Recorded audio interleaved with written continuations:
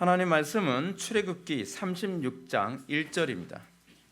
하나님 말씀은 출애굽기 36장 1절, 구약성경 138페이지입니다.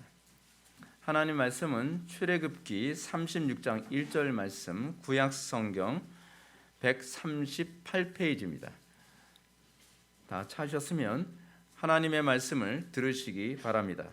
부살렐과 오홀리압과 및 마음이 지혜로운 사람 곧 여호와께서 지혜와 총명을 부으사 성소에 쓸 모든 일을 할 줄 알게 하신 자들은 모두 여호와께서 명령하신 대로 할 것이니라. 아멘. 다 자리에 착석해 주시기 바랍니다. 이 시간은 로마서 106번째 강의가 되겠습니다. 선택, 작정, 그리고 인간의 창조 목적이라는 제목으로 하나님 말씀 증거하도록 하겠습니다. 선택, 작정, 그리고 인간의 창조 목적. 철학에서 항상 인간에 대해서 고민을 많이 합니다. 고대 철학에서 처음에, 그러니까 이 헬라 철학에서는 소위 그 신화에 관한 얘기가 나오고요.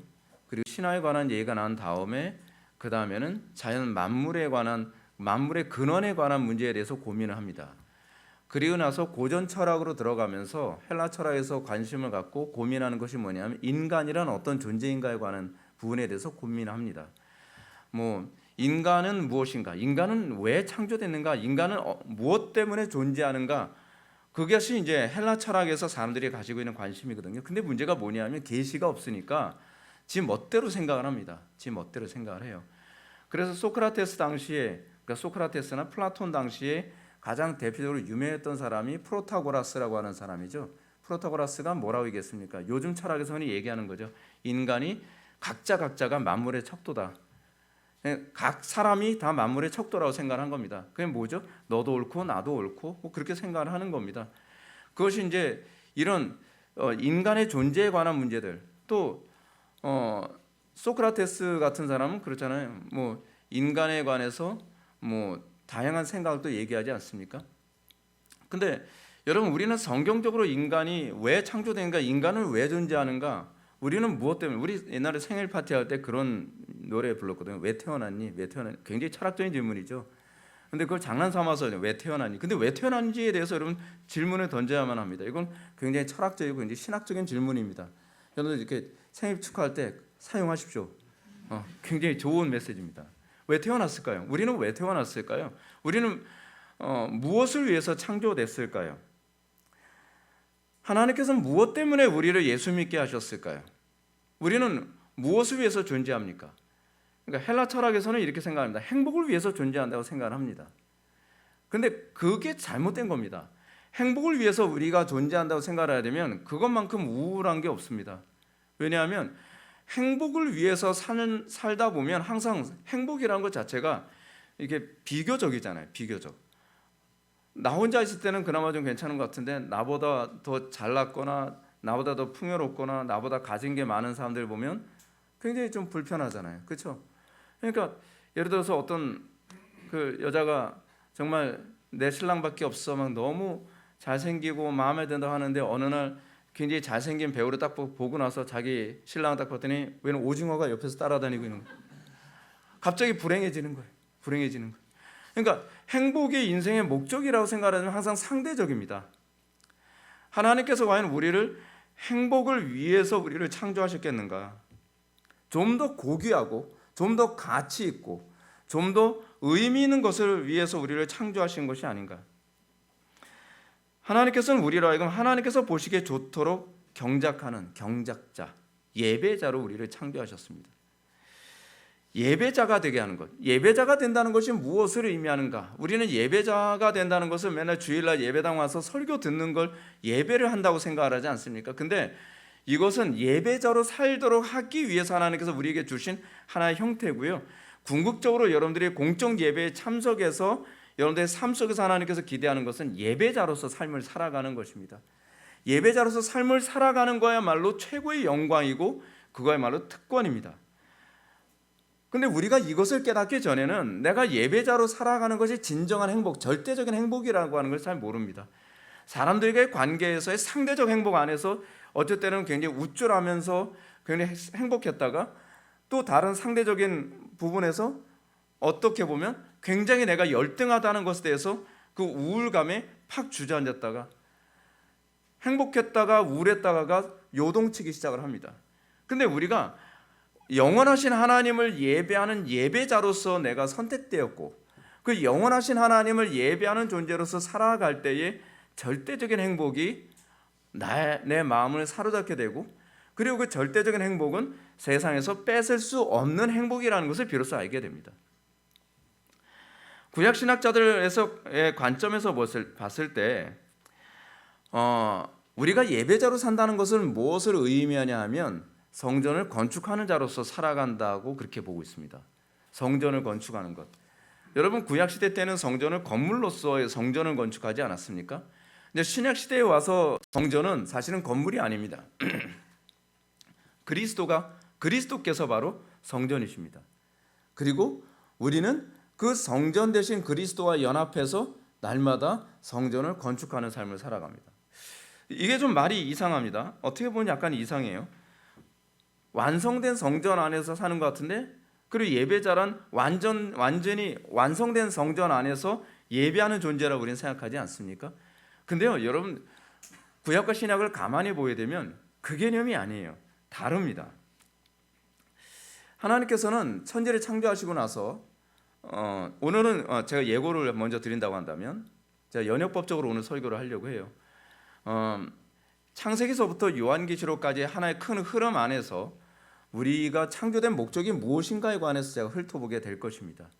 그 안에서 하나님의 형상이 어떤 의미를 가지고 있고 그리고 구약과 신약 전체에서 얘기하는 조직신학적인 그런 모든 개념들이 마치 퍼즐이 맞춰지는 것처럼 하나씩 하나씩 연결이 되고 나면 이 성화의 교리 또는 하나님의 형상의 교리 그리고 성경에 나오는 수많은 교리들 하나하나가 다 이렇게 연결되어지는구나 라는 것을 알게 될 겁니다. 그래서 어떤 면에서 신학적인 전반적인 모든 부분을 1시간 안에 다 설교를 해야 되기 때문에 여러분들이 많은 그 두뇌의 에너지가 필요할 수도 있기는 하겠지만 여러분들이 굉장히 인생을 살아가면서 나라는 존재가 이 땅에 왜 태어났고 나는 무엇을 위해서 존재하며 나는 무엇을 위해서 살아가도록 창조됐는가를 알게 된다는 것은 사실은 인생에서의 최고의 기회가 되는 것이라고 여러분 생각을 하셔야만 합니다. 자, 이런 차원에서 하나님께서 인간을 창조하셨을 때 어떻게 창조하시는가? 온 우주 만물을 창조하시고요. 이걸 이해하셔야 이게 다 연결이 됩니다. 온 우주 만물을 창조하시고 그리고 하나님께서는 에덴 동산을 창설하시고 거기 아담과 하와를 사람을 거기에서 살도록 하셨습니다. 그래서 하나님께서 아담과 하와에게 요구하신 것이 뭡니까? 그들을 이끌어 에덴 동산에 두어 그것을 경작하며 지키게 하셨다. 경작이라는 말 자체가 뭐라고요? 예배라는 뜻이죠. 아바드. 그래서 예배라는 뜻입니다. 하나님께서 그러니까 이제는 제가 경작이라는 단어와 예배라는 단어를 혼용해서 사용할 겁니다. 그래서 경작이라는 단어가 나오면 예배라고 이해하시면 됩니다.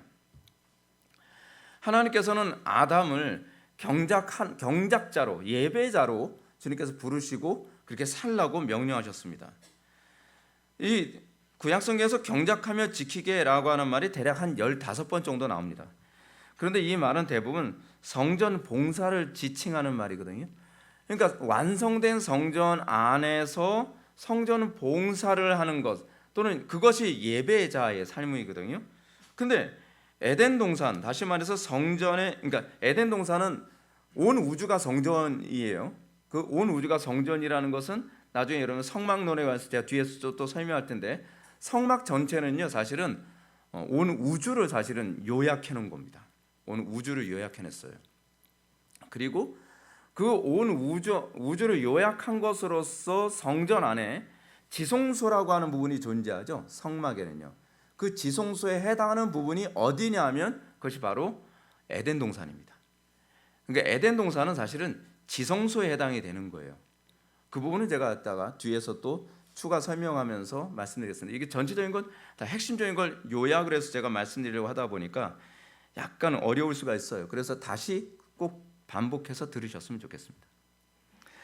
근데 에덴 동산, 다시 말해서 성전의 지성소에 아담과 하와, 특히 아담을 놓으시고 하나님께서 아담에게 요구하신 것이 뭐냐면 거기서 경작을 하라고 얘기하는 겁니다. 무슨 얘기죠? 지성소를 확장하라는 얘기입니다. 그래서 하나님께서는 창세기 1장 27절에서 아담과 하와를 창조하시고 생육하고 번성하고 땅에 충만하게 하셨는데, 그것은 뭐냐면 이 지성소, 지구 전체를 더 완전한 지성소가 되도록 만드는 데 관심을 갖고 계신 거죠. 하나님은 아담으로 하여금 하나님께서 이미 창설하신 에덴 동산에서 성전 봉사자로 살아가도록 만드신 겁니다. 하나님은 아담에게 이미 창설해 놓은 에덴을 염두에 두고 그 에덴을 무한 확장을 해서 지구 전체가 에덴이 되도록 만든 거죠. 그래서 결국 피조 세계의 완성이 에덴 동산의 완성을 통해서 사실은 마침표가 찍혀지도록 하나님께서 작정하신 거예요. 그것이 하나님께서 인간을 창조한 목적이고요, 하나님께서 우리를 구원하신 목적입니다. 근데 하나님께서 인간을 창조하셔서 사람을 통해 피조 세계가 완전히 완성되고 마침표를 찍기를 원하셨는데, 글쎄 아담과 하와가 범죄를 저지르고 맙니다. 범죄를 저지름으로 말미암아 에덴 동산의 무한 확장이라고 하는 이 일이 성취되지 않았죠. 자, 근데 여기서 이 부분은 접어놓고 봅시다. 우리가 이런 부분들, 하나님께서는 이 에덴 동산의 확장과 관련된 부분을 어떤 식으로 또 구약에서 말씀하고 계시냐면 가나안 땅입니다. 가나안 땅은 사실은 성전이거든요. 그러니까 구약 신학에서 가나안 땅과 성전의 이미지는 동일하게 일치합니다. 여러분, 에덴 동산도 성전으로 봅니다. 그러니까 에덴 동산이 왜 성전인가? 여러분, 에덴 동산의 입구가 어디에 있는지 여러분 아시죠? 성경에 나와 있죠. 동쪽입니다. 그래서 영화 제목도 나왔잖아요. 에덴의 동쪽이라고요. 에덴의 서쪽 그런 거 나오면 그 이상한 영화입니다. 에덴은 입구가 동쪽입니다. 그래서 하나님께서는 가나안 땅, 그래서 성전을 건축하게 하실 때 항상 성막을 건축하잖아요. 이스라엘 백성이 출애굽에서 이 광야에서 성막을 건축할 때는 항상 동쪽 방향을 찾습니다. 해가 뜨는 쪽이죠. 그 동쪽 방향에다가 입구를 만들고 그리고 그것을 세팅해서 성막을 건조합니다. 그리고 다시 이동할 때는 다시 홀리 텐트, 성막을 다 접고서 다시 이동하고 그러죠. 그것은 성전의 입구가 동쪽이라는 것을 잘 보여주죠. 그것을 보여주시기 위해서 하나님께서 이스라엘 백성들에게 가나안 땅에 들어갈 때 어디로 들어가도록 하시냐면 요단을 건너서 돌아가게 하셨습니다. 원래 출애굽을 해가지고요, 이렇게 딱 들어가야 되면 남쪽에서 북쪽 방향으로 들어가는 것이 훨씬 더 가깝거든요. 근데 하나님께서는 남쪽에서 북쪽 방향으로 이렇게 들어가게 하지 않으시고 이스라엘 백성들을 광야에서 뱅글뱅글 돌게 하시다가 나중에는 동쪽, 아주 완전히 정동입니다. 정동에서 서쪽으로 들어가도록 만드셨어요. 거기 그 정동 방향을 막고 있는 것이 바로 요단강이에요. 근데 요단강에 들어가는데 어떻게 들어가냐면 하나님께서 명령하십니다. 법궤를 제사장들이 법궤를 짊어지고 요단강을 밟으라고 얘기합니다. 그랬더니 그렇게 순종을 했더니 어떤 현상이 나타났죠? 요단강이 쫙 갈라지는 거예요. 근데 법궤에 뭐가 있습니까? 법궤에 뭐가 있죠? 맨 위에 그룹이 있죠. 그룹. 이 그룹은 무엇을 그대로 보여주는 그림어느냐면 에덴 동산의 입구를 막고 있는 그 천사를 보여주고 있는 거예요. 그래서 이 그룹을 어깨에 짊어지고 제사장들이 딱 밟으니까 요단강이 딱 갈라지죠. 그리고 그 사이로 들어가게 됩니다. 그 얘기는 무슨 얘기냐면 예수 그리스도의 보혈의 은혜로 말미암아 구원받은 하나님의 백성들이 드디어 지성소에 들어갈 길이 열렸다는 거죠. 근데 그것이 신약에서 뭐로 나타나죠? 예수님께서 십자가에 못 박혀 돌아가신과 동시에 성전의 휘장이 쫙 찢어지죠. 근데 성전의 휘장에 있는 그림이 뭔지 아십니까? 그게 그룹입니다. 그룹 그림이 있어요. 그 휘장이. 근데 휘장이 한 천으로 만들어서 이 정도로 두껍다는 거예요. 굉장히 두껍거든요. 근데 그게 아래에서 위로 찢어진다고 해도 납득이 안 될 정도로 두꺼운데 위에서 아래로 찢어집니다. 그 얘기는 무슨 얘기냐면 하나님과 사람들과의 관계가 그리스도의 대속의 은혜로 말미암아 해결되었다라고 하는 것을 보여주고 있는 사건이 바로 그겁니다. 근데 그것을 구약에서 그림자로 보여주는 것이 바로 이 제사장들이 법궤를 어깨에 짊어지고 요단강을 발로 밟으니까 쫙 갈라진 사건이죠. 이것이 바로 성전의 휘장이 찢어진 사건과 같이 매치되어지는 사건입니다. 그렇게 해서 동쪽에서 진입해 들어가는데 결국 그 가나안 땅은 뭘 보여주는 것이냐면 지성소를 보여주는 거죠. 근데 지성소가 지금 어떻게 된 상태라는 거예요? 오염된 상태죠. 죄로 오염된 상태입니다. 하나님께서는 지성소가 이제 깨끗하게 청소됐으니까 들어와라가 아니라 하나님의 백성들, 언약 백성들이 가나안 땅에 들어감과 동시에 그들에게 명령한 것이 뭐냐면 이제 오염된 성전, 그 오염된 성전을 다른 말로 뭐라고 얘기하냐면 우상의 신전이라고 얘기하죠. 그 우상의 신전화되어진 그 지성소를 이제 너희들이 들어가서 다 정화시켜 거기를 뭐로 만들라는 겁니까? 거룩한 성전으로 만들어라 라고 명령한 것이 바로 출애굽 사건입니다. 근데 이 부분을 역으로 얘기하게 된다면 아담과 하와가 에덴 동산에서 쫓겨난 것은 죄 때문에 쫓겨난 것이고, 그리고 그리스도의 은혜로 말미암아 구속을 받은 하나님의 백성들에게 주어진 소명은 다시 그 에덴 동산으로 상징되어지는 가나안 땅에 들어가서 그것을 다시 성전으로 정환시키도록 명령하신 겁니다. 그래서 레위기에서도 계속 얘기하는 것이 뭐냐면 가나안 땅이 성전이라는 개념을 염두에 두고 너희들도 만약에 여기서 범죄하고 타락하게 되면 이 가나안 땅이 너희들을 토해낼 것이다. 누구처럼요? 아담과 하와를 토해내는 것처럼 토해낼 것이다 라고 이렇게 얘기합니다. 그것이 레위기 18장 25절에서 나오는 말씀입니다. 그 땅도 더러워졌으므로 내가 그 악으로 말미암아 벌하고 그 땅도 스스로 그 주민을 토하여 내느니라 라고 가르치고 있습니다. 근데 이스라엘 백성들이 또 범죄했죠. 범죄해서 그들이 토해진 사건이 바로 바벨론 포로 생활입니다. 그래서 그것은 선지자들의 예언 그대로 그들이 범죄했기 때문에 바벨론 그 군사들에 의해서 강제로 토해지고 바벨론 포로 생활을 하게 되는 것이죠. 이게 구약을 일일이 다 설명하려면 시간이 너무 많이 걸려서 점심 식사하는데 지장이 있을 것 같아서 점심 식사 전에 끝내려고 제가 이렇게 함축해서 얘기합니다. 그래서 아담과 하와가 에덴 동산에서 쫓겨난 사건과 가나안 땅에서 이스라엘 백성들이 쫓겨난 사건이 다 같이 매치가 되는 사건입니다. 그리고 이 부분이 신약에 와서 교회에 나온다고 하는데 하나님을 참되게 예배하지 않은 사람들이 나중에는 예복을 입지 아니함으로 왕의 혼인잔치에서 쫓겨나는 사건이 나오게 되죠. 그 비유가 나옵니다. 이 또한 사실은 구약과 같은 개념을 가지고 있습니다. 자, 이것이 신약의 교회에도 그대로 적용되죠. 왜냐하면 에덴 동산 사건과 가나안 땅 정복 사건은 결국 신약 교회의 그림자이기 때문에 그렇습니다. 그래서 신약 교회는 두 가지 이름으로 불려집니다. 첫째는 뭐냐면 아담의 자손입니다. 마지막 아담의 후손. 그렇죠? 첫 아담이 창세기에 나오는 아담이라면 마지막 아담은 누구죠? 예수 그리스도죠. 어디서 나온 얘기죠? 제가 지어낸 얘기인가요? 아니죠. 고린도전서 15장에서 얘기하는 사도 바울이 예수 그리스도를 마지막 아담이라고 얘기하고 있고 교회는 마지막 아담의 후손입니다. 그러니까 우리는 그리스도 안에서 다시 태어난 존재고 그리스도 안에서 다시 태어났다는 것은 결국 첫 아담을 통해서 하나님께서 명령받은 생육과 번성한 땅에 충만해서 소위 에덴을 경작하도록 주님께서 생육과 번성에 대한 복을 주셨던 것처럼 우리가 마지막 아담이신 그리스도 안에서 다시 태어남으로 우리에게 주어지는 게 뭐예요? 에덴 경작이에요. 그러니까 결론적으로 얘기합시다. 결론적으로요. 하나님께서 여러분들을 왜 구원하셨어요? 천당 보내려고요? 아니요, 천당을 만들라고. 이 부분에 대한 개념이 잘못되면은 여러분들 괜히 이방 종교적으로 신앙생활을 하게 됩니다. 이 땅에서 지옥 만들면서 돌아다니면서요, 나중에 자기는 천당 갈 수 있다고 자꾸 그런 헛소리를 해요. 그렇지 않습니다. 그렇지 않습니다. 우리는 이 땅에서 이미 하나님의 나라를 이루는 천국을 이루는 존재로 우리는 부름받았고 천국을 이루는 존재로서 살아가는 사람이 나중에 영원한 천국에 들어가게 되는 겁니다. 그리고 이제 교회에 대한 신약의 교회에 대한 두 번째 이름이 뭐냐면 새 이스라엘입니다.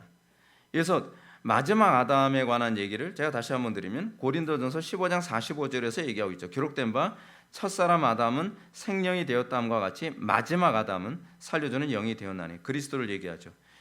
여기서 예수님을 마지막 아담이라고 지칭한 것은 예수 그리스도의 사역이 첫사람 아담이 실패한 에덴 경작 사역을 완수하는 분이시기 때문에 그렇습니다.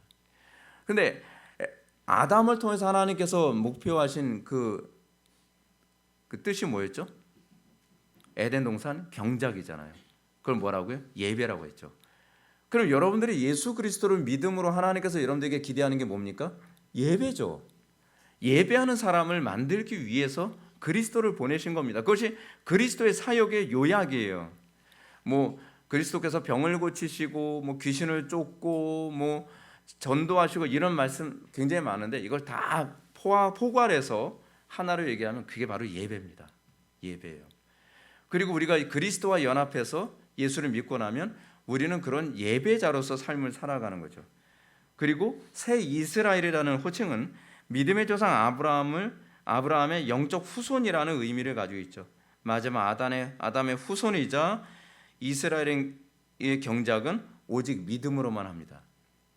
오직 믿음으로만 한다는 얘기가 무슨 얘기냐면 하나님 나라 경작이 나의 경작이 아니라 그리스도께서 나를 통해 하는 경작이어야 된다는 얘기입니다. 그러니까 문제는 이거잖아요. 여러분들 교회에서 믿음으로 하지 않으면 나타나는 특징이 뭡니까? 교회에서뿐만이 아니라 가정에서도 그렇고 직장에서도 그렇고 사회생활하면서도 그렇습니다. 여러분들이 믿음으로 하지 않으면 꼭 내가 앞서잖아요. 내 힘, 내 지혜, 내 수단, 내 방법, 내 지식 이거를 가지고서 나름대로, 문제는 나름대로죠. 교회도 여러분들 나름대로 봉사 열심히 한다는 사람이 교회를 다 망쳐요. 다 망쳐. 그 사람이 항상 문제예요. 열심히 사도 바울이 그런 얘기 하잖아요. 그리스도 없이 열심을 내는 유대인들을 향해서 뭐라고 얘기합니까? 저들에게 하나님께 열심이 있는데 열심이 없다는 건 아닙니다. 근데 지식을 줬는 열심이 아니라 오히려 하나님의 그 은혜를, 의의를 다 박살을 내는 열심이라는 겁니다. 교회 안에 그런 사람들이 너무 많아요. 여러분 세상에서 제일 잔인한 게 종교전쟁인 거 여러분 아시죠? 기독교인들이 기독교를 박해할 때 그때가 제일 잔인해집니다. 왜 그런지 아십니까? 그리스도 안에서 하나님을 섬기는 삶을 사는 것이 아니라 그리스도 빼고 하나님을 섬기는 삶을 살려고 하기 때문에 그렇습니다. 그 대표적인 사람이 누굽니까? 사도 바울이었죠. 사도 바울이 예수 믿지 않고 그가 나름대로 하나님 경외하고 하나님 섬긴다고 하면서 했던 것이 뭡니까? 기독교 박해잖아요. 기독교인들을 박해하는 거. 근데 그게 나름대로는 하나님을 섬기는 거라고 생각한 겁니다. 근데 하나님을 섬긴다고 했는데 그게 오히려 하나님께 대한 열심이 있을수록 더 하나님의 의를 더 파괴시키면서 돌아다니는 거죠. 특히 성경이 우리들에게 요구하는 바, 여러분들 성경 우리들에게 뭘 요구합니까? 이제 말도 안 되는 걸 요구하시거든요. 마태복음 5장 48절 말씀처럼 하늘에 계신 너희 아버지 온전하신 같이 너희도 온전하라. 여러분 온전할 수 있나요? 우리 힘으로 온전할 수 있어요? 없습니다. 우리 힘으로는 못합니다. 근데 그리스도 안에서는 할 수 있습니다. 그게 주님께서 하신 말씀입니다. 제자들도 황당했죠. 왜냐하면 부자 청년을 향해서 뭐라고 얘기해요? 내 재산을 다 팔아 이웃과 나누고 너는 나를 따르라. 그 누가복음 18장에 나오는 얘기잖아요. 그러니까 부자 청년이 낙심해서 딱 돌아가니까 예수님께서 뭐라고 말씀하십니까? 부자가 하나님 나라가 들어가는 게 얼마나 힘드냐면 낙타가 바늘길을 들어가는 것만큼 힘들다. 불가능하다는 얘기죠. 그러니까 황당하니까 제자들이 얘기합니다. 주여 그러면 누가 하나님 나라에 들어갈 수 있겠습니까? 사람으로는 할 수 없을 때 하나님은 할 수 있느니라. 그게 오직 믿음이에요. 오직 믿음. 우리의 힘으로 하는 것이 아니라 하나님 나라 경작이 또 하나님 영광 위에 산다는 얘기가 내 힘으로 하는 것이 아니라 하나님의 힘으로, 그리스도의 힘으로, 그리스도와 연합해서. 그래서 사실은 나의 나던 것이 하나님의 은혜죠. 나를 통해서 그리스도께서 일을 할 때에 가정이 진짜 천국이 되고 교회가 진짜 천국이 되고 사회가 진짜 천국이 되는 겁니다. 그리스도 빼고 천국 만든다고 하는 것이 그것이 마르크스주의고 그리스도 빼고 천국 만든다는 것이 그것이 소위 나치즘이고 그리스도 빼고 천국 만들겠다고 하는 것이 그것이 페미니즘이고 다 그런 겁니다. 항상 우리는 본능적으로 유토피아를 그리게 되어 있어요. 유토피아에 대한 그 인식이 우리에게 있습니다. 근데 그 유토피아에 대한 인식은 하나님께서 우리의 마음에 심어준 것이거든요. 근데 문제는 뭐냐면 유토피아를 만드는데 하나님 빼고 내 힘으로, 내 지혜로, 내 방법으로, 내 수단으로 유토피아를 만들 수 있다고 생각하는 거예요. 그것이 인본주의죠. 근데 인류 역사상 그렇게 해서 다 파괴됐어요. 오히려 여러분 마오이즘의 문제가 뭡니까? 마오이즘 그리스도 빼고 소위 유토피아 만들겠다고 하면서 몇 명을 죽였죠? 7천만을 죽였습니다. 7천만을 죽였어요. 인간이 하나님을 빼고서 사람의 힘으로 천국을 만들려고 하니까 그것이 일종의 경작이거든요. 하나님 빼고 하나님의 나라 에덴을 만들려고 하니까 그런 사람이 권력자가 되면 7천만을 죽이는 거고요. 그런 사람이 소위 소련의 그 권력자가 되면 4천만을 죽이는 것이 되고, 그런 사람이 권력자가 돼서 히틀러가 되면 뭐 2차 대전을 일으키는 거고요. 그런 사람이 가장이 되면 가정이 지옥이 되는 거고요. 그런 겁니다. 여러분들 사람들 보면 다 가정 지옥 만들겠다고 작정하고 사는 사람 없습니다. 세상 지옥 만들겠다고 작정하는 사람 없습니다. 다 뭐라고 생각하는 거예요? 이게 내가 천국을 만드는데 이게 옳다고 생각하는 거예요. 이래야 천국이 된다니까, 이렇게 해야 천국이 되는 거야. 그것이 나름대로 경작을 하는 거죠. 근데 인간이 타락하고 나서 에덴 동산에서 쫓겨나고 난 다음에 하나님과 관계가 완전히 단절되고 난 다음부터는요, 경작을 한다고 하는 것마다 다 사람 죽이고 지옥 만들고 세상을 황폐하게 만들고 그리고 피조물들이 다 신음하게 만드는 것이죠. 그죠? 여러분, 교회의 경작 행위는 그리스도의 경작 행위가 되어야만 합니다. 그랬을 때 왜 그래야만 하냐면, 그래야 하나님께서 보시기에 좋았더라, 선하였더라라는 선언을 들을 수 있기 때문에 그렇습니다. 이런 경작이 가능하기 위해서는 가능해서 우리에게 필요한 것은요, 하나님의 형상입니다. 그렇죠? 하나님의 형상. 하나님의 형상이 있을 때라야만, 하나님의 형상이라는 게 무슨 얘기냐면 하나님의 안목이거든요. 하나님의 안목을 우리에게 주셨다라고 하는 것이 바로 하나님의 형상이에요. 그래서 아담과 하와가 타락하기 이전에는요, 자기가 자기 눈에 보기 좋게 일하는 것이 결국 하나님께서 보시기 좋게 일하게 되는 거였어요. 여러분들 예수 믿고 나서 달라지는 게 뭔지 아십니까? 예수 믿기 전에는 내 안목에 옳고 좋고 선하다라고 생각돼서 하는 것마다 다 그 전문 용어로 파토예요. 하는 것마다 다 박살나고 다 지옥이 되고 하는 것마다 다 망가뜨리는 일밖에 하는 거예요. 소위 마이너스 손. 그렇죠?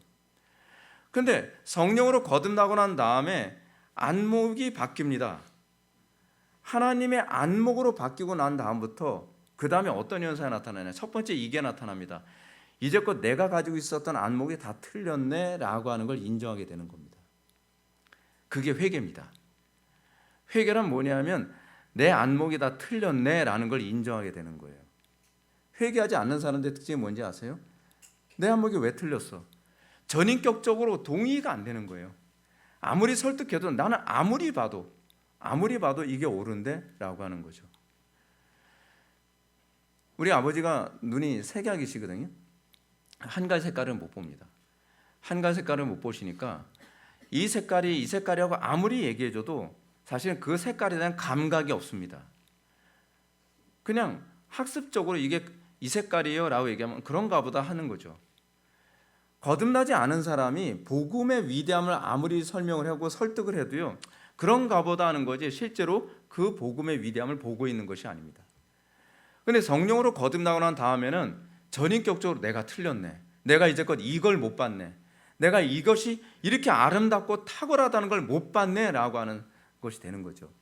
그게 회개의 첫 번째 단계죠. 그리고 난 다음에는 어떻습니까? 경작이 일어나죠. 어떤 경작이요?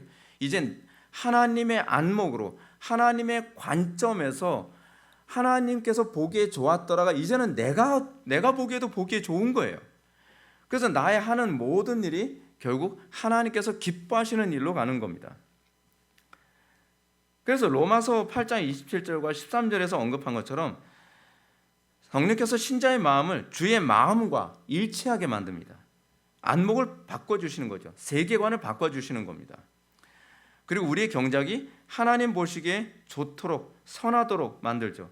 그래서 하늘에 계신 너희 아버지 온전하신 같이 너희도 온전하라 라고 하는 일이 가능하게 되는 겁니다. 근데 이 가능하게 되는 것이 어떤 식으로 또 되냐면, 그리스도께서 세례를 받으실 때 하늘에서 어떤 소리가 들렸죠? 이는 내 사랑하는 아들이요 내 기뻐하는 자라 라고 하는, 이 우리가 오직 믿음으로 라고 하는 것을 참여하게 됐을 때 비로소 이는 내 사랑하는 아들이요 내 기뻐하는 자라 라고 하는 그 그리스도의 선언과 우리가 연합해서 살아가게 되는 것입니다.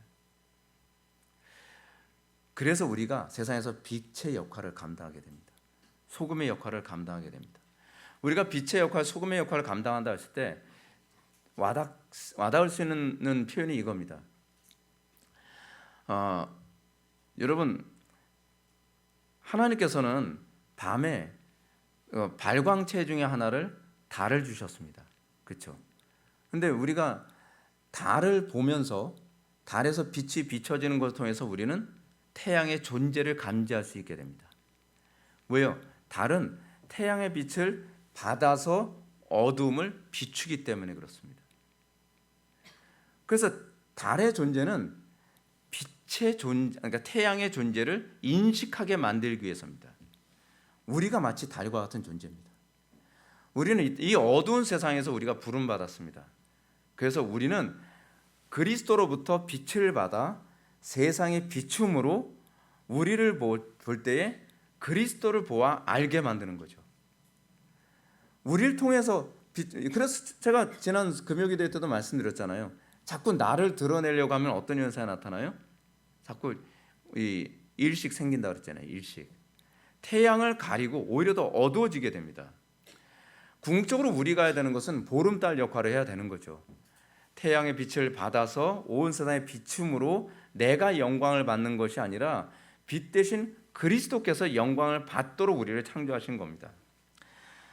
저는 여기서 아담의 에덴 경작과 이스라엘의 가나안 경작, 그리고 마지막 아담으로서 탄생하게 될 교회의 하나님 나라 건설을 이제 출애굽기 성전 건축과 관련해서 이제 설명을 하려고 합니다. 쉽지 않죠. 쉽지 않을 겁니다. 다시 들으세요. 꼭 다시 들으셔야 됩니다. 이게 너무 중요해요. 자, 이것을 이해하는 게요, 예정론을 이해하는 것하고도 연결되고요, 선택과 작정 이런 모든 부분을 이해하는 중요한 도화선이 됩니다. 왜냐하면 예정과 선택은 궁극적으로 하나님 나라 경작과 직결된 문제이기 때문에 그렇습니다. 이것을 어느 정도 이해하려면 우리가 천당 가기 위해 누구는 선택받고 누구는 유기되었다라는 방식으로 예정과 선택을 이해하지 않아야만 합니다. 여러분, 예정과 선택 얘기해야 되면 여러분 제일 불쾌한 게 뭐죠? 왜 누구는 천당 가고 누구는 지옥 가게 하셔? 이런 거거든요. 항상 입이 약간 대빨 나오는 그런 표정으로 얘기하잖아요. 근데 이게 꼭 뭐하고 똑같냐면, 김준호 목사님이 청계천에서 가난한 사람들 구제 사업할 때 쌀을 주면, 아니 김준호 목사님 자기 쌀 가지고서 가난한 사람 나눠주거든요. 나눠주는데 왜 누구는 주고 누구는 안 줘? 이런 얘기는. 아니 이거 내 마음이지. 내 쌀 가지고 내가 저 사람을 주든 이 사람을 주든 무슨 상관이에요. 그러니까 이걸 받는다는 입장으로 생각하니까 기분이 나빠지는 거예요. 근데 하나님의 선택은요, 받는 선택이 아니라 주는 선택이에요. 우리가 이 부분을 이해하면 상황이 좀 달라지게 됩니다. 왜냐하면 구약이나 신약에서 선택과 예정은요, 하나님 나라 건설을 위해 전 인생을 헌신하는 일꾼으로 또는 여호와의 전쟁에 헌신하는 전사로 부름받은 겁니다. 우리가 생각하는 것처럼 휴양지 티켓 누구는 주고 누구는 안 주냐, 뭐 이런 식으로 이해하면 곤란해요.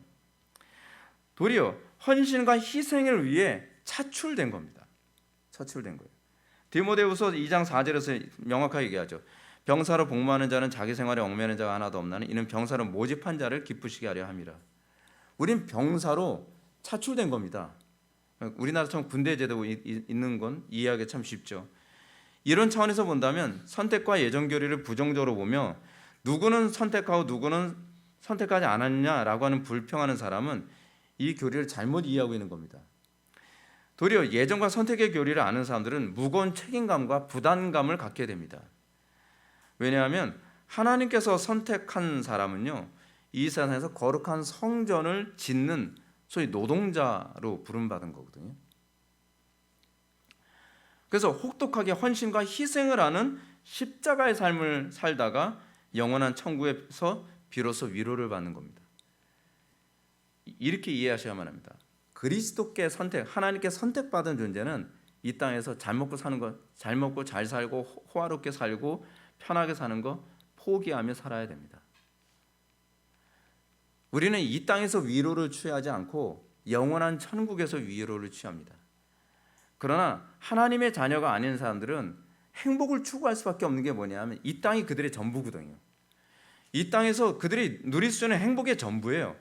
그러다 보니까 악착같이 어떤 죄를 저지른다 하더라도 이들은 그걸 위해서 모든 인생을 다 투자하며 살아가는 거예요. 그리고 저들은 지옥에 가서 영원한 형벌을 받는 거죠. 우리는 이 땅에서 마치 사도 바울의 표현처럼요, 전쟁에서 죽임당하기 위해 맨 마지막에 뒤끝에서 포로로 끌려가는 사람처럼 살아가는 것이 우리의 인생이에요. 그래서 이 땅에서 하나님의 선택을 받은 사람에게 가장 대표적인 표현은 뭐냐? 십자가를 지는 삶입니다. 이렇게 하면 우리 교회 안 믿을 사람이 많으시다. 아니 근데 바울이 그렇게 가르치고 있어요. 성경에 그렇게 가르치고 있어요.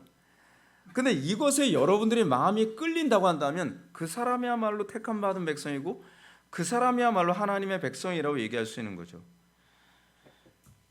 근데 문제가 뭐냐면 이 땅에서 우리가 하나님의 안목을 소유하고 그리고 이 하나님의 영광에 참여하게 되지 않으면 우리는 이 땅에서 나름대로 열심히 살아간다고 하면서 성전을 건축한다고 하면서요, 어떤 문제가 발생하냐면 우상의 전을 건축하며 살아가요. 이게 문제입니다.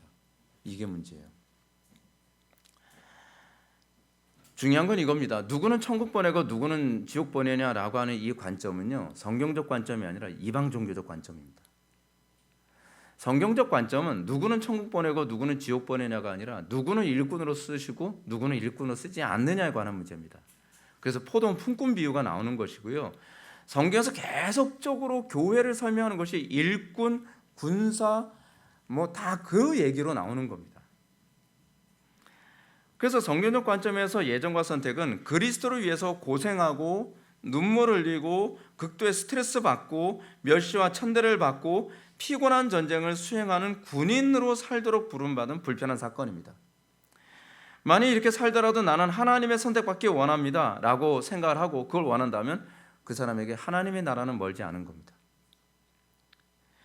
이제 우리는 이 문제를 좀 더 구체적으로 이해하기 위해 출애굽기에 나타난 성전 건축 사건을 한번 살펴보겠습니다. 근데 제가 이 얘기를 먼저 드릴게요. 여러분 여기에 초점 맞춰 살아가면요, 십자가 지며 하나님의 영광에서 희생하며 고생하며 살아가는 것 겉보긴 굉장히 안 좋아 보이죠. 근데 인간의 존재가 이렇게 살도록 원래 창조됐기 때문에 하나님의 영광 위해서 또는 성전을 건축하기 위해서 살아갈 때 진짜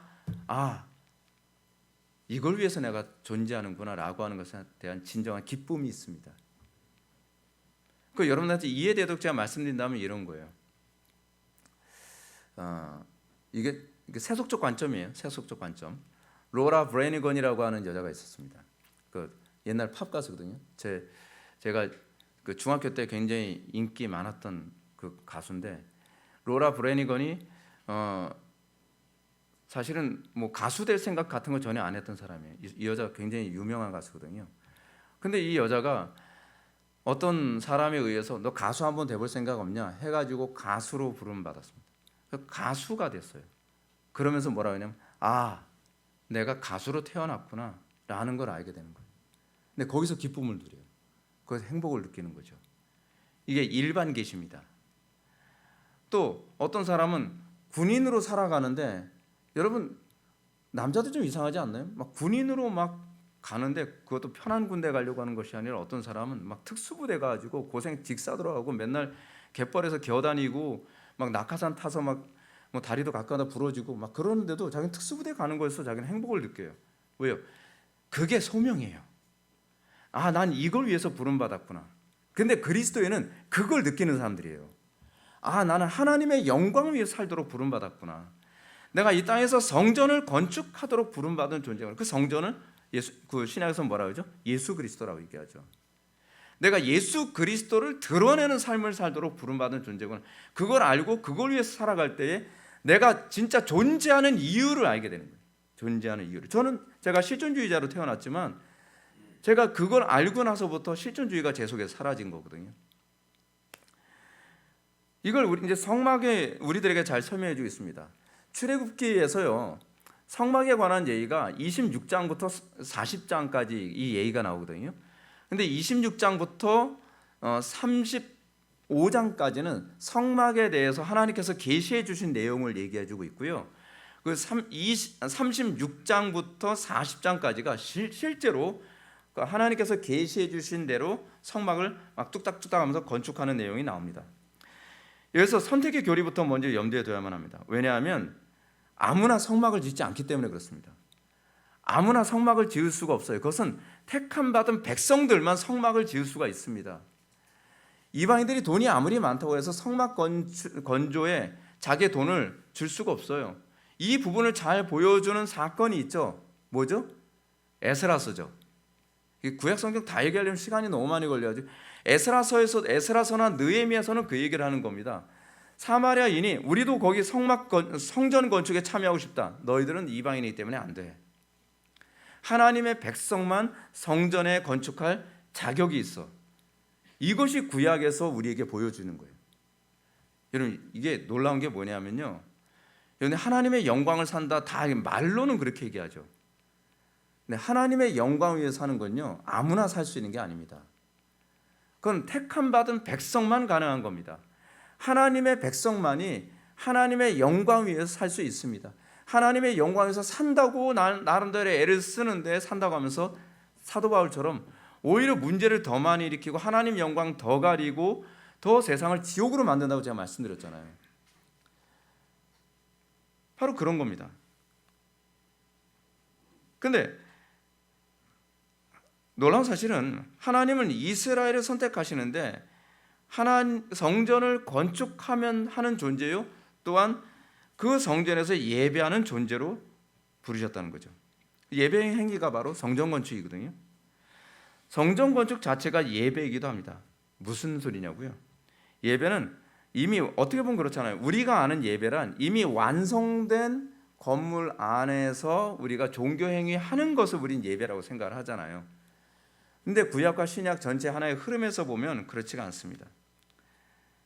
하나님은요, 이스라엘을 선택하시고 그들로 하여금 신령과 진정으로 예배하는 마음을 주셔서 자신의 재물을 아낌없이 드리고 그리고 헌신하도록 하면서 성막을 건축합니다. 그리고 성막이 완성되죠.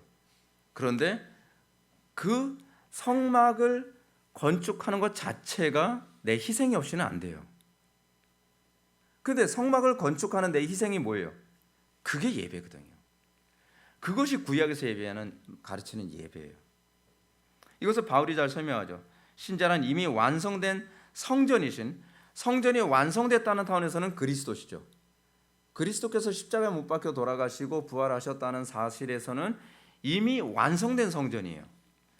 근데 우리가 예수를 믿고 그리스도와 연결돼서 사는 것은 성전을 건축하는 것과 연결이 됩니다. 그래서 바울이 뭐라고 얘기하냐면 우리가 주 안에서 그리스도와 연결돼서 성전으로 지어져 가느니라 라고 얘기하고 있는 거예요. 우리는 성전 안에 살지만 또한 우리는 성전으로 지어져 가는 관계, 그걸 뭐라고 얘기하는 걸 성화라고 얘기하는 거죠. 성화 교리가 이렇게 이해되어져야만 합니다. 이것이 예배죠. 이것이 주님이 초림과 재림이라는 하나의 맥락에서 연결됩니다. 그럼 이것이 어떻게 주님의 재림과 연결되는가? 이제 새하늘과 새 땅에 관한 문제도 여기서 다 설명이 됩니다. 좀 인내하십시오. 진짜 성경 공부를 할 거 잘못했나 싶어요. 네. 출애굽기 36장 1절을 보면 오늘 본문을 보게 되면 이 말씀이 나오죠. 부살렐과 오홀리압을 하나님께서 선택하시죠. 선택하십니다. 근데 선택하시면 그게 뭐로 이제 같이 연결되어지냐면 지혜와 총명을 부으사 성소에 쓸 모든 일을 할 줄 알게 하시죠. 그죠? 그게 뭐예요? 하나님의 안목을 소유하는 거예요. 과 연결되어지는 것은 하나님의 안목을 소유하는 거예요. 왜냐하면 성전을 건축하게 하기 위해서 선택하신 거잖아요. 근데 성전을 건축하게 해서 선택을 하셨으면 성전을 어떻게 건축해야 되는지 안목이 열려야 건축을 할 게 아니에요. 그래서 선택과 그리고 지혜와 총명과 계시의 정신이 들어오는 건 같이 가는 겁니다.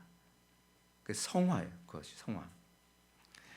우리 중생은 단순히 천국에 들어갈 신분을 갖게 된 것만이 아닙니다. 중생은 우리가 하나님 나라, 즉 성전을 나의 안목이 아닌 하나님의 안목으로 건축할 수 있게 된 것입니다. 그래서 교리 많이 한다고 목회 잘하지 않습니다. 성경 많이 한다고 목회 잘하는 게 아닙니다. 하나님의 안목이 열려야 성경이 보입니다. 그 세계관이 잘못됐기 때문에 애를 쓰면 애를 쓸수록 지옥이 되는 거죠. 이것이 아담의 타락의 본질입니다. 아담의 타락의 본질은 뱀의 유혹을 받아서 선악을 알게 하는 남의 실과를 따먹잖아요.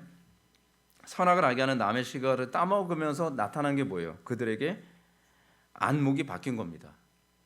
창세기는 그들의 눈이 밝아져 자기들이 벗은 줄을 알게 되었다라고 얘기합니다.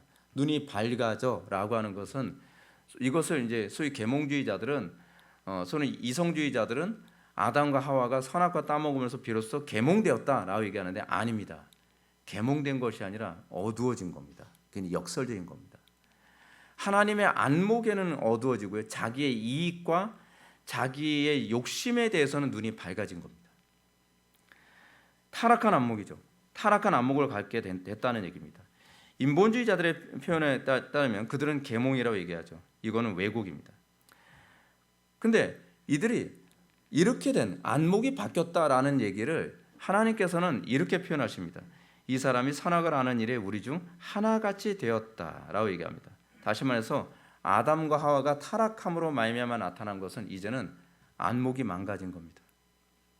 그래서 교회 안에서도 참 어려운 게 이겁니다. 교회 생활을 우리 교회에서 10년, 20년 신앙생활을 했어도요. 저한테 아무리 교리 많이 배우고 설교 많이 듣고 그래도요. 안목이 바뀌지 않은 사람은 아무리 제 설교를 들어도 제대로 이해하지 못하고 엉뚱한 짓 합니다. 그래서 나름대로 난 하나님의 일을 한다고 하는데 하나님의 일을 한다고 하면서 자꾸 일을 그르치고 공동체를 더 파괴하고 더 어렵게 만드는 관계를 다 깨뜨리는 그런 현상이 나타나는 거죠. 왜요? 하나님께서 보시기에 좋았더라에 대한 감각이 없고 내 눈에 좋은 대로만 살아가기 때문에 그렇습니다. 여러분들 자녀 양육하면서도 여러분들이 좀 고민하셔야 될 게 그겁니다. 난 열심히 자녀 양육했는데 왜 우리 아이가 이렇게 됐죠? 그건 자기 안목으로 했으니까요. 또 프로이트의 안목으로 했으니까요. 실존주의자들의 안목으로 했으니까요. 그렇지 않습니까? 그럼 회개해야죠. 하나님의 안목으로. 하나님의 안목을 보여달라고. 아담과 하와가 범죄하기 전에는 하나님께서 보시기에 좋았더라가 100% 동의가 됐어요. 납득이 됐어요. 근데 아담과 하와가 범죄하고 나서 하나님을 의심하죠. 난 저 안목이 마음에 안 들어. 저 하나님의 안목이 난 뭐가 문제가 있는 것 같아. 그래서 수용이 안 되는 겁니다. 그래서 하나님 보시기에 좋았더라라고 하는 히브리어 토브가 사실은 선하다라고 하는 것이거든요. 그래서 요즘 시대에 나오는 철학의 문제가 뭐냐면 선의 기준이 다 바뀝니다. 선의 기준이 뭐로 바뀌죠?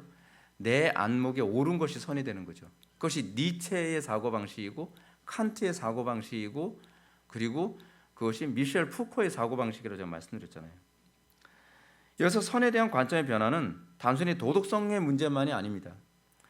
천국을 이루는 데 있어서 하나님의 관점에 동의할 수 없다는 얘기입니다.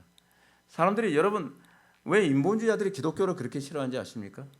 기독교는 하나님의 관점으로 유토피아를 천국을 건설할 수 있다고 얘기를 하는 게 그게 싫은 겁니다. 우리 안목으로도 얼마든지 천국을 건설할 수 있는데 우리 안목으로도 얼마든지 내 가정, 직장, 사회, 국가를 다 유토피아로 천국으로 만들 수 있다고 생각을 하는데 라고 했던 것이 누구라고요? 마르크스 그리고 마오쩌둥 그리고 이 나치 그리고 이 파시즘 이런 것들이 다 그런 거죠. 프랑스 혁명도요. 나름대로 천국 만들겠다고 한 것이 프랑스 혁명입니다. 중국에서 문화혁명 이룬 것도요. 나름대로 천국 이루겠다고 하는 겁니다. 각 집마다 지지고 볶고 싸우는 거예요. 나름대로 천국을 이루는 게 내 말이 옳다, 네 말이 옳다 그러느라고 그래서 싸우는 겁니다. 온 세상에서 전쟁이 일어나는 이유가 뭔지 아세요? 천국 이루겠다고 서로 싸우는 거예요. 근데 천국을 이루겠다는 관점이 신본주의가 아니라 인본주의가 돼버리니까 각자 자기 소견에 옳은 대로 서로 천국의 기준을 잡고 거기서 선을 삼으니까 전쟁이 나오고 학살이 나오고 그런 거죠. 히틀러가 볼 때는 이게 천국이 되려면 유태인들이 다 죽어줘야 돼요. 그런 식으로 곳곳마다 지옥을 만들고 곳곳마다 싸움이 나오는 거죠. 근데 문제가 뭐예요? 7,000명을 죽여도요 안목이 안 바뀌는 게 인간입니다. 자기 문제가 뭔지를 몰라요. 예. 가정이 지옥의 극치를 가도 내가 뭐가 문제인지 모르겠어요. 그러니까 그 문제를 어디서 찾냐면 너 때문이야로 가는 거죠. 네가 문제라니까 라고 하면서 문제 원인을 주변에서 환경에서 찾는 거예요. 근데 아니라니까요. 우리가 예수를 믿고 나서 안목이 딱 바뀌고 나면 비로소 뭐라 하냐면 내가 문제였구나. 내가 문제였구나. 이제 그걸 알게 될 때 그게 회개라 그랬잖아요. 그때부터 이제 천국이 시작되기 시작하는 겁니다. 하나님의 나라가 임하기 시작하는 거죠. 그 가정에, 그 직장에, 그 교회에, 그 사회에, 그 나라에 임하게 되는 겁니다. 사랑하는 성도 여러분, 구원의 본질에 관해서 얘기해 봅시다. 구원의 본질이 뭡니까? 조나단 에드워즈가 천지창조의 목적에서 구원의 본질을 두 가지로 얘기하거든요. 하나는 궁극적 목적과 종속적 목적으로 얘기하는데 궁극적 목적을 하나님의 영광을 위한 것이라고 얘기하고요. 종속적 목적을 인간의 구원이라고 얘기합니다. 근데 인간의 구원은요. 여기서 보게 되면 하나님의 영광을 위한 수단이에요. 자, 이걸 잘 이해하면 이렇습니다. 구원은 하나님의 영광을 나타내기 위한 수단이라는 얘기입니다. 신약에서 행위는 구원을 위한 수단이 아니라 하나님의 영광을 위한 목적입니다. 행위가 자꾸 오직 믿음으로 구원을 받는다라고 하는 교리를 잘못 이해해가지고 행위가 안 나와도 된다고 생각하면 곤란합니다. 왜냐하면 하나님께서 우리를 볼 때 우리의 구원의 목적은 천당이 아니라 행위거든요. 열매예요. 근데 열매가 안 나와도 된다? 그건 하나님께서 궁극적으로 목적하신 것에 부합하지 않는 거잖아요. 그러면 구원받지 않은 거죠. 그렇게 보는 것이 훨씬 더 현명한 거죠. 하나님께서 천지 만물과 인간을 창조하신 그 모든 것을 보게 되면 이 모든 것들이 다 뭐예요? 하나님의 영광을 위해서 창조된 거예요. 근데 하나님의 영광을 위해서 창조됐다는 말이 이게 되게 묘한 얘기입니다. 제가 이것을 알게 되니까요. 마치 이런 거 똑같아요. 이것도 제가 결론부터 말씀드릴게요. 하나님께서 온 우주 만물을 하나님의 영광을 위해서 창조하셨다라고 했을 때 창세기에서의 그 모든 창조는 일종의 원석을 창조한 것과 같아요. 그런데 하나님께서 우리 인간을 창조했을 때 인간은 하나님의 형상으로 창조했거든요. 그래서 인간을 통해 기대하시는 것이 뭐냐면 원석을 가공해서 다이아몬드로 만드는 거예요. 보석을 만드는 거예요. 그래서 새하늘과 새 땅 주님의 재림 때 그냥 결론부터 얘기할게요.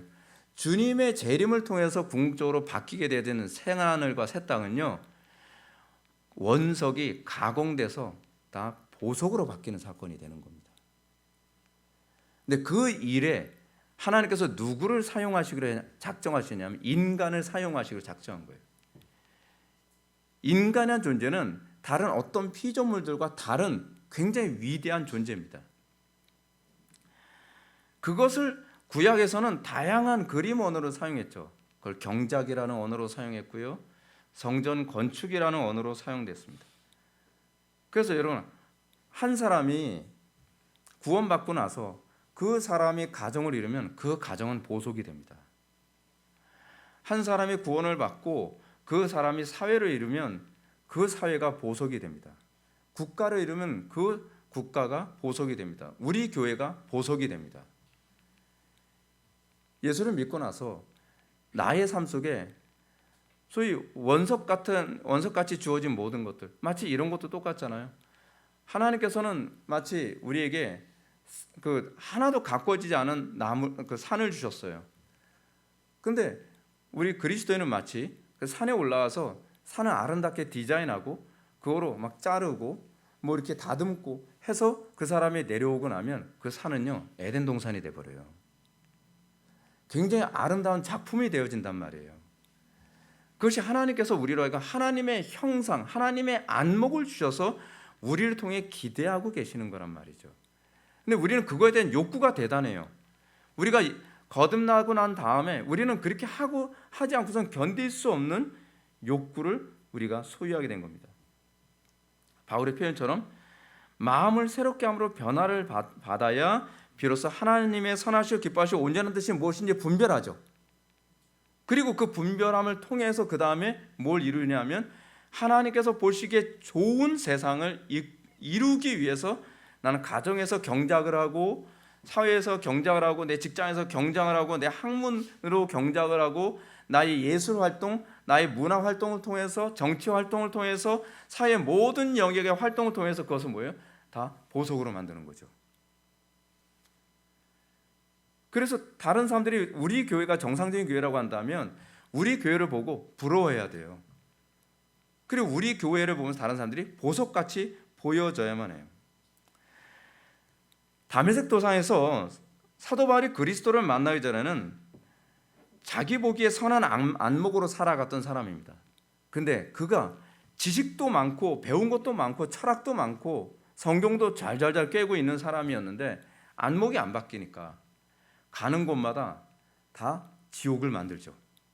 기독교인들 잡아다가 죽이고 감옥에 쳐놓고 곳곳마다 피비린내 나게 만들죠. 근데 바울은 이것이 하나님을 섬기는 예라고 생각을 했어요. 근데 그가 다메섹 도상에서 하나님을 딱 만났습니다. 그리스도를 만났습니다. 그리고 나서 그 눈에 비늘 같은 것이 떨어지고 나서 보니까 내가 이제껏 경작을 잘못했다는 겁니다. 내가 이제껏 인생을 잘못 살았다는 거예요. 내가 이제껏 나는 이것이 선하고 이것이 내 눈에 보기 좋아서 했는데 사실은 그것이 오히려 하나님, 그리스도께서 말씀하시죠. 네 발길을 차는 것은 네 발에 가시를 찌르는 것과 같다라고 말씀하신 것처럼 사울아 사울아 네가 왜 나를 핍박하느냐라고 얘기하는 것처럼. 근데 그리스도께서 성전이라고 얘기했을 때 그리스도께서는 구약적 언어로 이렇게 말씀하신 거죠. 사울아 사울아 네가 왜 성전을 파괴하고 있느냐라고 묻는 거예요. 근데 바울은 뭐래? 무슨 소리예요? 저는 성전을 건축하고 있었는데요. 아니, 너는 성전을 건축한 것이 아니라 너는 우상의 신전을 만들고 있었던 거야 라고 지적하고 있는 거죠. 우리 눈에 이 두 눈의 비늘이 벗어져야만 합니다. 사도 바울이 두 눈의 이 비늘이 다 벗어지고 나니까 뭐라고요? 내가 이제껏 알고 있었던 모든 지식과 경험과 모든 라이센스가 다 뭐예요? 다 똥과 같다 라고 그렇게 얘기하는 거죠. 바울이 이 두 눈에 비늘 갇힌 것이 하나님의 안목으로 다시 회복되고 난 다음에 거룩한 하나님 나라 경작이 가능해집니다. 후에 그는 자신의 안목을 어둡게 했던 것들을 나열하죠. 세상 철학, 자기 경험, 자기 지혜, 자기 감정, 내 수단과 방법, 욕망, 이 모든 것들을 이제 배설물로 취급하게 되는 겁니다. 그래야 바울은 이렇게 얘기합니다. 먹든지 마시든지 무엇을 하든지 하나님의 영광을 위하여 하라. 다 성전을 건축하는 데 하라라고 하는 얘기를 하는 거죠. 내 가정을 낙원으로 만들려면 우선순위로 필요한 건 하나님의 안목을 소유하는 겁니다. 자녀를 양육하더라도 내 안목, 내 지식, 내 방법 버리지 않으면 자녀를 양육하는 것이 아니라 자녀를 죽이는 것이 됩니다. 상당수의 부모들이 그렇습니다. 내 자녀 곱고 귀하고 아름다우니까 내가 잘 키워야지 라고 하면서 매를 안 들어요. 어자어자 키우죠. 그 자녀 죽이려고 한 거 아니었습니다. 살리려고 하는 거예요. 근데 그것 때문에 가정이 지옥이 됩니다. 성경이 그렇게 가르치지 않잖아요. 성경이 가르친 대로 하라는 거죠. 근데 성경대로 안 하는 거죠. 왜요? 교만해서 그런 거예요. 내 안목이 탁월하다고 생각하는 거예요. 다 우습게 보이는 거예요. 하나님 말씀도 다 우습게 보이는 겁니다. 근데 철저히 겸손해지면 그때 비로소 내가 틀렸고 당신이 옳았어요 라고 고백하게 되는 거죠. 그때서부터 이제 신자됨이 무엇인지 알기 시작을 하는 겁니다. 문제는 나예요. 여러분 요즘 철학에서 제일 사악한 철학이 뭔지 아십니까? 피해 의식 심어주는 겁니다. 전 남자들 때문에 내 인생이 이렇게 됐다. 저 여자 때문에 내 인생이 이렇게 됐다. 내 가정 때문에 내 인생이 이렇게 됐다. 환경 때문에, 나라 때문에. 이 피해 의식이 점점 심해져 가니까 이렇게 풍요로운 대한민국에 살면서도 뭐라 그래? 헬조선이라는 소리를 나는 거죠. 근데 대한민국을 지옥으로 만드는 존재가 나라는 걸 자기가 모르는 거예요. 내 가정을 지옥으로 만든 게 나였다는 걸 모르는 거예요. 이 사회를 지옥으로 만든 게 나였다는 걸 모르고 있는 거죠. 이게 해결되기 전에는 그는 아직 하나님의 나라가, 하나님 나라 경작을 하는 데는 아무것도 준비되지 않은 겁니다. 그는 우상 숭배자죠. 다시 출애굽기로 돌아갑시다. 출애굽기 36장 이후는 성막을 건축하는데 모든 히브리인들이 다 참여합니다. 여기에는 히브리인들만 참여할 수 있습니다. 택함 받은 선민들만이 성전 건축에 참여할 수 있죠. 그래서 어떤 사람은 자기 재물을 헌신하고요, 어떤 사람은 자기의 지혜와 재능을 동원해서 성막 건설에 헌신합니다. 중요한 것은 그들이 하나님의 지혜 안에서 건설함으로 하나님 보시기에 선하게 건설됐다는 사실입니다. 재물을 바치는 것도 하나님께서 그들의 마음에 감동을 주셔서 재물을 바칠 수 있었던 거예요. 그리고 이 성막을 만드는 그것도 하나님께서 그들의 안목을 열어주셔서 부살렐과 오홀리압 같은 사람이 성막을 그렇게 만들 수 있는 거죠. 즉 하나님은 성막을 건설하도록 모세에게 계시를 주셨지만 흥미로운 게 이겁니다. 그 계시는, 다시 해서 말씀은 성막의 크기와 재료와 형태, 무늬 등을 언어로 주셨고요. 나머지는 그들의 상상력에 맡겼다는 거예요. 이게 굉장히 묘한 거죠. 하나님께서 다른 피조물들은 다 뭐로 창조하셨죠? 말씀으로 창조하셨죠. 근데 하나님께서 인간만은 어떻게 창조하셨죠? 친히 빚으시고 그에게 생기를 불어넣으신 다음에 하나님께서 그에게 말씀을 주시면 아담과 하와는 하나님의 안목으로 피조 세계를 어떻게 해요? 이름을 지어주는 일을 했죠. 그것이 성막에서 그대로 나타나야 됩니다. 신약성경에서 얘기하는 것처럼 하나님의 말씀은 호흡이거든요. 하나님의 호흡이거든요. 그러면 이게 참 어려운 게 이겁니다. 여러분들 설교 들으면서 또는 성경 읽으면서 여러분들한테 어려운 게 뭡니까? 적용을 어떻게 될지 모르겠잖아요. 적용을. 한글이라고 읽었는데 그래서 뭐 어떻게 살라는 거야. 근데 이거와 똑같아요. 하나님께서 부살렐과 오홀리압 같은 사람들한테 자 이제 성막은 이렇게 져라 라고 재료는 이렇게 하고 뭐하고 쭉 줬는데 나머지는 내가 어떻게 해야 될지는 자기가 결정해야 되는 거예요. 하나님의 안목을, 근데 내 눈에 보기 좋게가 아니라 하나님 눈에 보기 좋게 해야 되는 거거든요. 예를 든다면 제가 이런 거잖아요. 우리 교회 이제 강대상 뒤쪽에 이제 예를 들어서 이런 걸 딱 만든단 말이에요. 이제 목수를 불렀어요. 목수한테 자 여기는 무슨 재료로 해주시고요, 여기는 어느 정도 사이즈로 해주시고요, 이렇게 해주세요. 그럼 목수가 그냥 만들지 않습니다. 일단 제 눈에 마음에 들어야 되잖아요. 그 사람 눈에 마음에 드는 게 아니라. 그러면 아주 귀찮을 정도로 목양실을 계속 두드려요. 목사님 여기에 이 강대상의 뒷부분은 색깔을 이렇게 할까요, 저렇게 할까요? 아니 제가 파란색으로 해달라 그랬잖아요. 아니 파란색도 짙은 파란색이 있고 연한 파란색이 있고 그렇거든요. 그러니까 제 안목에 맞추는 거예요. 목수의 안목이 아니라. 만약에 목수가 이렇게 자기 안목에 자기 나름대로 잘 만들었다 딱 했는데 제가 다 이 사람 지금 뭐 한 거예요? 당신이 시킨 대로 한 거예요. 우리 마지막 심판 때 앞에 그렇게 쓸 수 있다니까요. 난 열심히 봉사하고 헌신하고 충성하고 성전 건축한다고 막 했는데 하나님께서 보시기에 황당하신 거죠. 성경 보면 이렇습니다. 하나님이 성소에 둘 등대를 만들라고 얘기를 해요. 근데 어떻게 만들라고 얘기하냐면 자 성소의 등대라고 하는 게 이겁니다. 하나의 줄기에서 7가지를 뻗어가지고서 이렇게 등잔대가 있는 게 등대거든요. 키가 사람 키보다 커요. 근데 그거를 성소와 지성소를 했을 때 성소에다가 이걸 두거든요. 근데 하나님께서 그 꽃 모양은 살구꽃 모양으로 만들어라. 그리고 재료는 순금으로 하고 크기는 높이 3규빗, 그러니까 136.8cm, 폭은 2규빗, 92.2cm로 하라고 명령하십니다. 이게 다예요.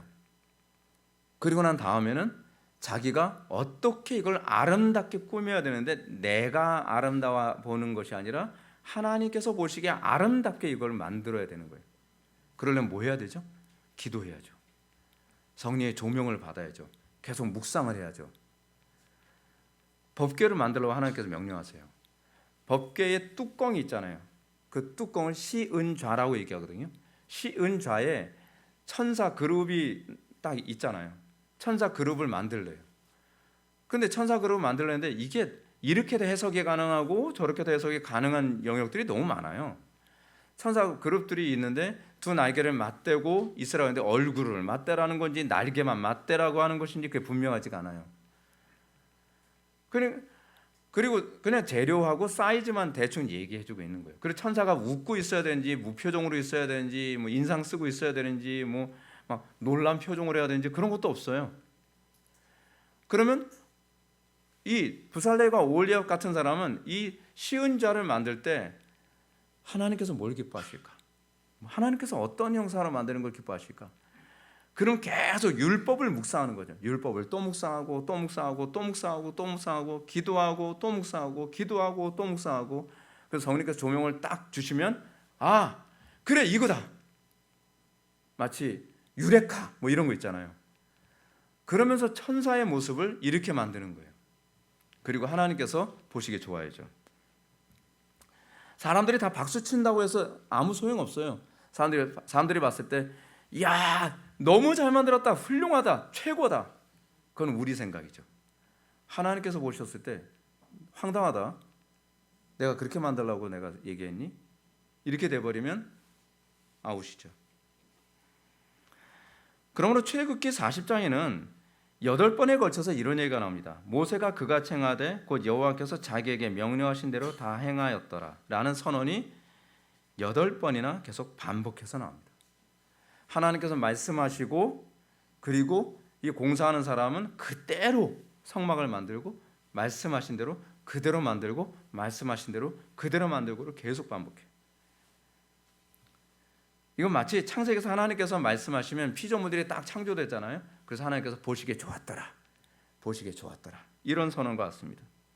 근데 흥미로운 건 성막이요 우주의 축소판이에요.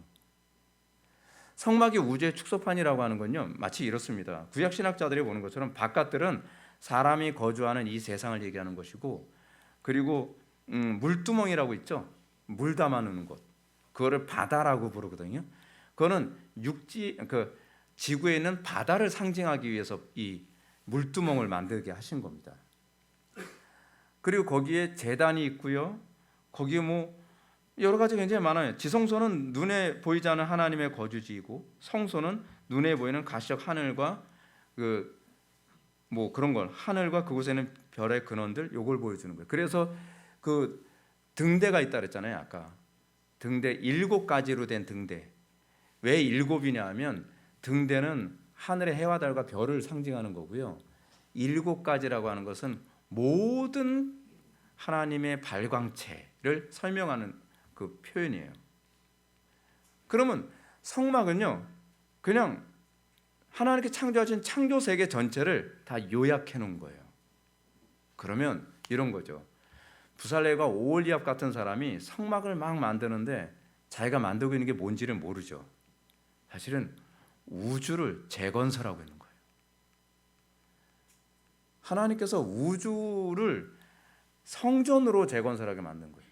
그렇다고 한다면 이런 겁니다. 하나님께서 우주 만물을 창조하시고 나서 인간을 만드셨잖아요. 이걸 통해서 우리에게 말씀하신 것이 뭐냐면 사람이란 어떤 존재인가. 사람이란 하나님께서 창조하신 피조 세계를 우리에게 보여주시고 그리고 하나님께서는 아담과 하와를 대표로 하는 그 모든 인류에게 말씀하시고 그리고 그 말씀을 받아서 가감하지 않고 성령의 영감 안에서 순종함으로 모든 것이 그리스도 안에서 하나가 되게 하도록 우리가 부름받은 겁니다. 그것이 바로 먹든지 마시든지 무엇을 하든지 하나님의 영광을 위하여 살라라는 얘기입니다. 이 모든 것들 여러분 그렇잖아요. 구약에 나오는 모든 것들이 그리스도를 계시한다 그러잖아요. 왜요? 하나님께서 우리를 통해서 기대하시는 것이 뭐냐면 우리의 모든 삶을 통해서 다 그리스도가 드러나길 바라는 거예요. 여러분들의 가정을 통해서, 여러분들의 삶과 여러분들의 모든 것을 통해서 다 그리스도가 드러나는, 그게 바로 성전 건축이거든요. 그래서 구약의 성전 건축을 하는 사람들은, 성막을 건축하는 사람들은 그들의 건축 행위가 그리스도 안에서 모든 것이 피조 세계가 다시 재가공되기를 바라는 것을 얘기하고 있다는 걸 모르고 있는 거죠.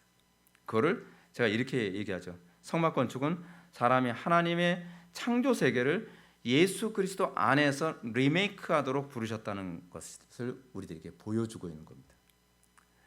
그러니까 마치 영화에서는 리메이크라는 게 있잖아요. 영화가 처음에 오리지널 판이 굉장히 좀 초라하고 형편없는데 어떤 감독이 거기에다가 자기의 영감을 불어넣어서 리메이크 판을 만들잖아요. 그래서 훨씬 걸작을 만드는 거죠. 하나님께서는 이 세상의 모든 피조 세계를 그냥 원석으로 창조해 놓으시고, 그리고 나서 사람을 통해서 다스리라, 정복하라, 땅에 충만하라 라고 명령하시면서 이것을 그리스도 안에서 리메이크하라 라고 명령하신 거죠. 그리고 출애굽기 40장 33절부터 34절은 이 놀라운 성막 건설이 하나님 보시기에 선하게 완성됐음을 당신의 임재로 보여줍니다. 33절, 40장 33절부터 34절까지 다 같이 한 목소리 한번 읽어보시겠습니다. 출애굽기 40장 33절부터 34절 다 같이 읽겠습니다. 시작.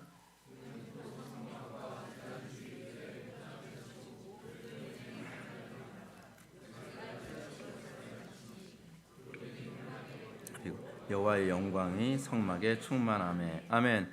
성막 건설은 사실 신약 교회를 통해서 하나님 나라 완성을 보여주는 것입니다. 그림자입니다. 하나님께서는 인간을 통해서 하나님께서 창조하신 모든 피조 세계가 그리스도 안에서 리메이크 되길 원하셨고요. 그리고 그리스도 안에서 리메이크 됐는데 그것이 성전이 되기 위해서는, 성전은 뭡니까? 하나님이 거하시는 집이잖아요. 하나님께서 보시기에 온전해야만 하나님께서 거하시겠죠. 근데 성막 건설이 딱 끝나고 난 다음에 하나님께서 그 성막에 임재하세요. 그 얘기는 하나님께서 보시기에 좋으셨다는 얘기입니다. 합격이라는 얘기죠. 하나님께서는 우리의 삶 속에 대해서 원하시는 게 뭡니까? 주님의 몸된 교회, 이 회복의 교회 안에 하나님께서 보시기에 좋게 제가 목회를 할 때에 이 교회에 하나님의 임재가 있겠죠. 여러분들 가정에 하나님의 임재가 있어야 되고 우리의 삶 가운데 하나님의 임재가 있어야만 합니다. 근데 그것이 어떻게 일어나느냐? 하나님은 단순히 내 이웃을 사랑하라 라고 얘기하는데, 이 내 이웃을 사랑하라 라고 하는 이 말씀을 어떻게 적용해야 될지는 내 생각이 아니라, 내 철학이 아니라 하나님의 관점에서 그것을 적용해야만 합니다. 부살레가 오올리밥처럼 내 삶 속에서 어떻게 적용해야 될지를 계속 고민하면서 유레카를 찾아야 돼요. 하나님께서 어느 날 한순간에 일루미네이션 딱 비춰주는 가운데, 이렇게 하라는 거구나, 이렇게 살라는 거구나, 내 자녀를 이렇게 리메이크하고. 사실은 우리에게 주어진 자녀들은 원석이거든요. 그 원석인 우리 자녀들을 어떻게 그리스도 안에서 리메이크하고, 또 우리가 결혼했을 때 우리의 결혼 생활은 원석이거든요. 그래서 어떻게 리메이크해야 될 것이고, 그리고 우리 직장, 나의 삶, 그런 모든 영역은 원석 같은 사람들이 모여서 그것을 어떻게 그리스도 안에서 리메이크해야 될 것인가를 고민하는 대상들이죠. 가정과 직장뿐만이 아닙니다. 사회도 그렇습니다. 문화도 그렇습니다. 교육도 그렇습니다. 교회, 그리고 과학, 철학, 정치, 이 모든 영역에서 우리는 어떻게 그리스도 안에서 이 모든 것을 완벽하게 리메이크할 수 있을까를 고민해야 되는 거죠. 주님께서 재림하셨을 때 그거 심판할 겁니다. 그 심판에 관해서 사도 바울이 고린도전서 15장에서 너희들이 지프로 만약에 지었다면 다 없어질 것이다 라고 얘기를 하고 있죠. 이 놀라운 경작은 종말에 주님의 재림에 대한 얘기입니다. 그러니까 여러분, 성막에 하나님의 임재가 있다라고 하는 이 부분은 결국 종말에 주님의 재림을 얘기하는 거예요.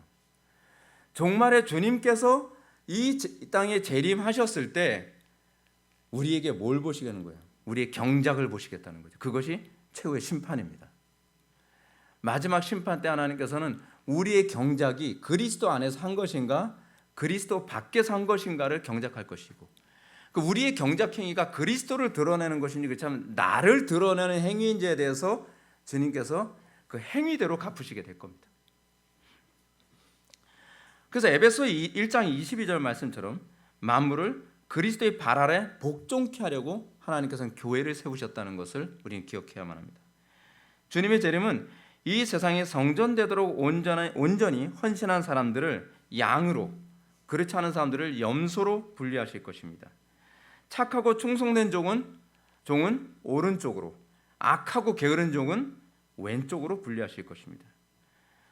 우리는 그날까지 그리스도와 연합해서 하나님 보시기에 좋은 성전을 건설하는데 헌신된 성도로 우리는 죽도록 충성해야만 합니다. 그래서 예수님의 비유를 보면 다 농부의 비유, 또 노동자의 비유, 그리고 항상 게으름과 관련된 얘기, 착하고 충성된 것이냐 그렇지 않은 악하고 게으름이냐라고 하는 얘기를 하는 이유가 뭐냐, 다 경작과 관련되어 있기 때문에 그렇습니다. 성도는 그래서 이 땅에서 의로 인해 박해받는 자들의 삶을 살게 됩니다. 요한계시록은 14만 4천이라고 칭하고요, 혹은 새하늘과 새 예루살렘으로 지칭하기도 합니다. 이 새 예루살렘은 신부가 남편을 위해 단장하기 위해 고난을 받는 기간으로 여겨지기도 합니다. 그들이 들어가게 될 새하늘과 새 땅은 사실 처음 창조와 같은 세상이 아닐 것입니다. 놀랍게도 새하늘과 새 땅은 그리스도와 연합해서 보시기에 선하게 다시 리메이크된 세상이 될 것입니다. 요한계시록은 이렇게 묘사합니다. 모든 눈물을 그 눈에서 닦아주시리니 다시는 사망이 없고 애통하는 것이나 곡하는 것이나 아픈 것이 다시 있지 아니하리니 처음 것이 다 지나갔습니다. 또 이렇게 얘기합니다. 계시록 21장 22절부터 27절까지 말씀 보면, 성 안에서 내가 성전을 보지 못하였으니 이는 주 하나님 곧 전능하신 이와 및 어린 양이 그 성전이심이라. 그 성은 해나 달의 비침이 쓸데없으니 이는 하나님의 영광이 비치고 어린 양이 그 등불이 되심이라. 만국이 그 빛 가운데 다니고 땅과 왕들이 자기 영광을 가지고 그리로 들어가리라. 낮에는 성문을 도무지 닫지 아니하리니 거기에는 밤이 없음이라. 사람들이 만국의 영광과 존귀를 가지고 그리로 들어가겠고 무엇이든지 속된 것이나 가증한 일 또는 거짓말하는 자는 결코 그리로 들어가지 못하되 오직 어린 양의 생명책에 기록된 자들만 들어가리라. 아멘. 그렇습니다. 장차 도래하게 될 새하늘과 새 땅은 이제 그리스도와 연합하여 리메이크된, 새롭게 변화된 세상이 될 겁니다. 새하늘과 새 땅은 그냥 새하늘과 새 땅이 아닙니다. 성도가 그리스도 안에서 지혜를 받아 가감없이 순종함으로 세워진 새하늘과 새 땅이 될 것입니다. 온 우주는 하나님의 임재로 가득한 성전이 될 것입니다. 거기에는 밤이 없으며 무엇이든지 속된 것이나 가증한 일 또는 거짓말하는 자는 결코 그리로 들어가지 못하되 오직 어린 양의 생명책에 기록된 자, 다시 선택받은 자, 하나님의 그 창조에 참여한 자들이죠. 이 생명책에 기도한 사람들, 그런 사람들만이 새로운 신방에 들어가게 될 것입니다. 이 말씀은 이 세상에 살 때 온전히 성전을 건축하는 데 참여하지 않은 사람들이 바깥 어두운 데서 슬피 울며 이를 갈게 될 것이라는 것을 우리들에게 내포하기도 합니다. 사랑하는 성도 여러분, 여러분은 자신이 하나님의 선택과 작정 안에 있는지 무엇으로 확신합니까? 우리는 무엇으로 구원을 확신할 수 있겠습니까? 그것은 우리가 이 땅에서 그리스도와 연합해서 하나님 나라의 거룩함, 성전을 세우는 인생을 살아가는지, 그렇지 않으면 나의 우상, 나의 만족을 세우기 위해서 살아가는지 그거로 드러나게 될 것입니다. 주님께서 곧 재림하시게 될 것이고, 주님께서 오시게 되면 온 세상은 그리스도 안에서 새롭게 리메이크 될 것이며 그 안에서 하나님께서는 임재하시고 우리는 그 안에서 기뻐하게 될 것입니다. 기도하시겠습니다. 사랑이 많으신 하나님, 우리가 오늘 이 시간 성전 건축을 통해서 하나님의 선하신 작정과 그리고 선택과 그리고 하나님께서 인간을 창조하신 목적에 대해서 우리가 살펴보았습니다. 우리가 오늘 이 말씀을 다시 한번 묵상하면서 우리가 이 땅에 존재하는 이유, 우리가 태어난 이유를 다시 한번 생각하게 하여 주시고 그 안에서 우리가 하나님 나라 건설을 위해서 거룩한 성전을 건축하는 데 우리의 온 인생이 헌신될 수 있는 복을 누릴 수 있도록 은혜 베풀어 주옵소서. 예수님의 거룩하신 이름으로 기도드립니다.